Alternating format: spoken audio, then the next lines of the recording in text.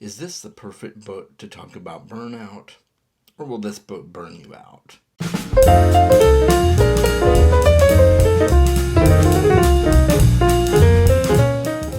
Hey Boat Dragons, I'm so glad you're here with me today.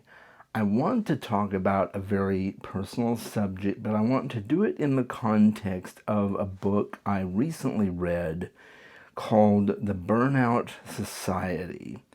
Now, this is a book by a Korean-born German philosopher named Byung-Chul. It was written in 2015, and that will come into play later. This is a nonfiction book, and it talks about burnout. And this is something that I've experienced lately, am experiencing right now.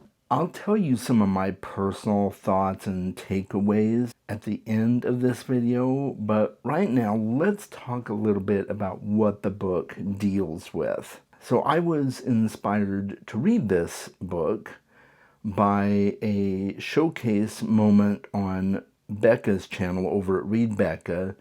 She talked about a video she had seen talking about this book, and when she showcased it, I was interested in reading this book. It sounded like something that might be really up my alley. So thank you to Becca for inspiring me to read this book and to talk about it, because she had encouraged me to share my feelings on it as well when I did, in fact, read it. So we're going to get right into the book review here, and I'm going to try and be as high level as I can so that I don't give too much about the book away. But I think it's important for you to kind of know what you're getting into with this book.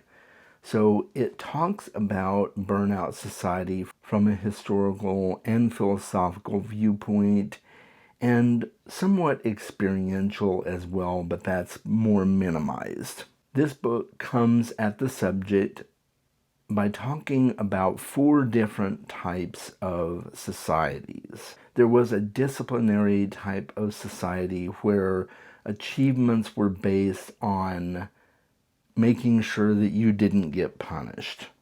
So you did the things that you do because you didn't want to suffer the consequences, and he makes the case that that type of society no longer really exists, although there are elements of it.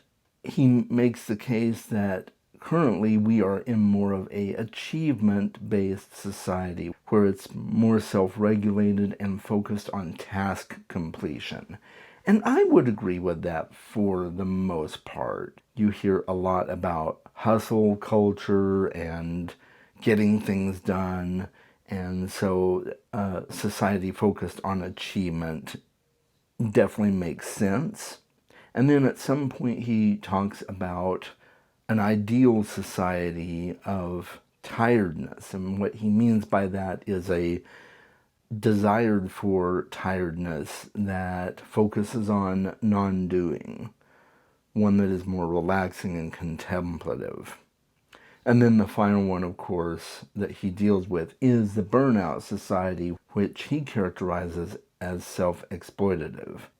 I don't know totally how much I agree with that part of it, but let's move on, and we're going to just deal briefly with those last 2, because those took up, I think, the majority of the book, at least from my experience.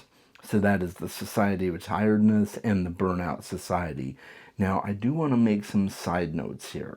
He talks about the importance of boredom in the book and how it relaxes the mind and fosters spontaneity. One example that he gives is a person who is walking along and spontaneously breaks into dance because they're bored of just walking, so they decide to dance along the way. And I'm reminded of the movie The Life of Chuck, where he's just dancing in the street to the street musician and stuff, and just that wild form of spontaneity.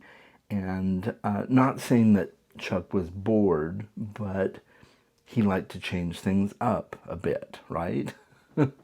So I think boredom and the importance of boredom is a really good topic to talk about, because everybody looks at boredom as a bad thing, and it's not always a bad thing. He also talks about contemplative attention, doing deep focus on different tasks, and how that increases sensory input.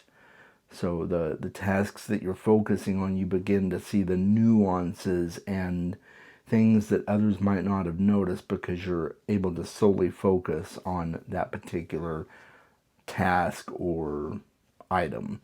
And so I really enjoyed his discussions on those particular topics. So let's move on now, and we're going to talk about the society of tiredness that he brings up as the ideal society, where tiredness is a state of being. And I took this as him saying that relaxation is a state of being, and the quieting of the mind, and the quiet non-doing, non-action, and letting life happen, and taking it as it comes, and contemplating it is really important. And this is a very specific feature of Eastern philosophies like Taoism and Buddhism, and other philosophies as well, like Stoicism. So there's a lot of overlap in some of those philosophies, and I think that's what he's getting at here when he talks about the society of tiredness. Now, I may be misinterpreting that. That was how I took it. That was how I understood it. That is how it spoke to me. And he talks about how a society of tiredness allows individuals to experience calm and gain more insights and be more inspired to do things and to experience life. And it also allows people to have a common tiredness with other people, to have a lifestyle that allows them to interact with other human beings on a more relaxed and calm and contemplative level. And one thing that he said really stuck out to me, and that is that weariness is healing. And I had to think about that one for a minute. I actually paused the audiobook. I listened to this on audiobook, and I was like, oh, that's an interesting way to put that. But if he is coming at it from the perspective of relaxing the body and being more calm, then yes, that is very healing. It's just interesting that he used the word weariness to talk about that subject. So now let's move on from his focusing on tiredness to his focusing on the burnout society. And right off the bat, I want to talk about his thoughts on burnout being a result of self-exploitation. I was a little put off by that. I don't know if he was intending to say that burnout is the fault of the person who is burned out, because they have just been pushing themselves and going and going and going and trying to do all the things. But that is how I took it. And there is an element of truth in that. We do push ourselves hard, but life just often throws things at us too that we're not prepared for. So I don't know if I really agree with him on that particular point, because sure, there's a part of it where we are exploiting ourselves, I guess. But some things you just can't control. And when you feel really out of control, then you start getting burned out. So we'll move on from that. I'm going to talk about that a little more when we get to the end here. He does talk about how it results from the pressure to achieve, and that is very true. And because earlier in the book, he talked about how we live in more of an achievement-based society, the pressures of achieving, or trying to achieve at least, do play into burnout. So I definitely agree with him there. It's like there's an imperative and an expectation to achieve that is put upon us as people in this day and age, and I definitely think that plays into it. And then burnout leads to depression, and depression leads to scattered focus, and scattered focus leads to an inability to do deep work, which Cal Newport talks a lot about. He has books like Deep Work, Slow Productivity, Digital Minimalism that I highly recommend. I do think it's true that one thing leads to another and eventually you're spiraling down. And I do appreciate that he talks about the difference between depression and melancholy, because a lot of people experience melancholy moments, but not everyone experiences depression in the clinical sense of the word. So he did make that distinction, and I really appreciated that, because I have never personally dealt with depression, but I have had some melancholy moments. So, it's an interesting distinction, but I think it's a worthwhile one, and I appreciate that he added that in there. So let's talk about pros and cons. I did get value from some of the points that he made, such as the importance of not giving in to the pressures of achievement and the hustle and finding times to be bored and more contemplative. I really enjoyed those aspects of this book. But I think there are a lot more cons to this book than there are pros. So let's talk about the cons now. One thing that really stuck out to me is that the book is pretty outdated. So the book was written in 2015, and especially on the topic of neurodiversity, the book seems pretty out of touch. A lot of times I found the author talking about concepts that would relate to things like ADHD, autism, and things like that. People that are on that neurodivergent spectrum, he seems to treat it in a way that says, oh, you just need to get over it. Oh, you just need to change your mind. Oh, you just need to work on your mindset. So that part was a little bit off-putting, because sure, people can work on their mindfulness and setting intentions and setting up boundaries so that they have a better experience of life.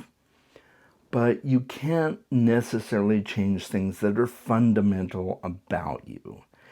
You can help enhance your life experience, but you can't change those things. You can't just get over ADHD. You can't just get over autism spectrum. That's just not a thing. But he seems to come at it from a mindset of, oh, you can. And I don't know his personal viewpoints on it. I don't know if I'm misinterpreting that, and I may be. So, if I am, feel free to let me know in the comments. I'd love to dialogue with you. But it seemed pretty clear to me that his viewpoints on things like that are very different and outdated based on the newest psychological data that we have in psychological science. So I don't know, that was just my takeaway on that. But, with a book written in 2015, it's bound to be a little dated. We're already 11 years past that. So I guess that's understandable, but it's also unfortunate. Maybe the author could have come up with an updated version of the book based on new data and new information. And I mentioned before that it kind of came across as blaming those who are experiencing burnout for doing too much, pushing themselves too much. Oh, you just need to stop doing that. That was the way I took it. But sometimes you can't help the things that you need to get done in life to just make ends meet, or to take care of the people in your life, things like that. There's things that you have to do that you can't really avoid that also cause burnout, but what choice do you have at some point? Now, if you burn out to the point that you just can't complete those tasks, then that's a problem, right? But life just happens, and you kind of have to figure out how to deal with it. And sometimes that ends up being something that requires you to push yourself. It's not ideal, but sometimes it just is. And so I didn't feel like he had a lot of nuanced approaches to that subject. And he also seems to take the viewpoint that we have universal access to good things, and all we have to do is make use of them. And there's a sense in which I think he's trying to say, focus on the good things you have in life, and that's really good.